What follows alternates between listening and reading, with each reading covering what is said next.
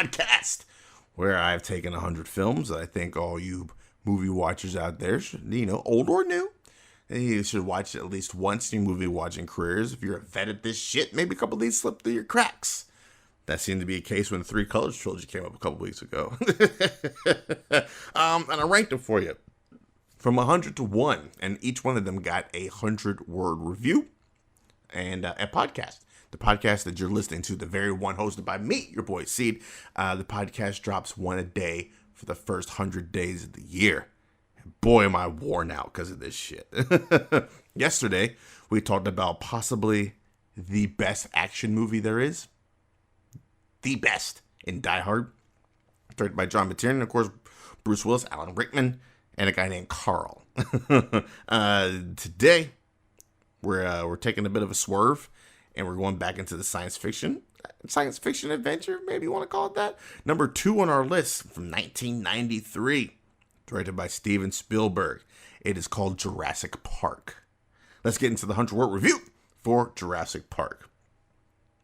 Dinosaurs walking the earth in modern times is a horrifying concept. Spielberg makes conservative use of a still newish concept of CGI to enhance rather than dominate the environment the actors interact with.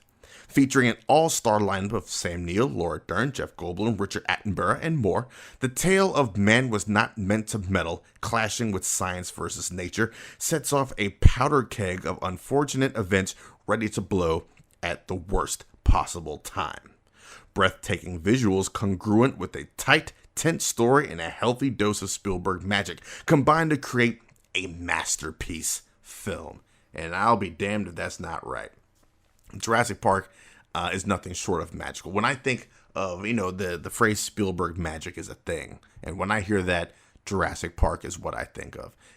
It has one of the best scenes in all of cinema, I think. The brontosaur reveal. That's the first time you get hints of stuff, right?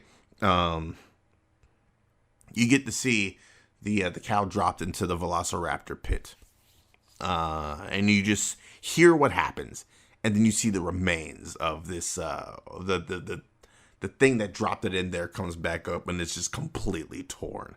At this point, you haven't seen the baby Velociraptor. I don't think you've seen any of that yet.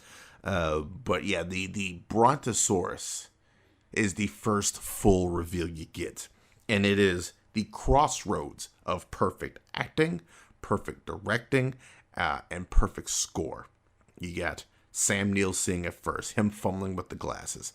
Ellie Sadler not exactly knowing what's going on because she's a paleobotanist. She's looking at this giant plant, and you get that first little hint of, hey, this plant isn't right. It's not supposed to be here. I haven't seen it. And he just puts his hand on her head and turns her neck so she can see it.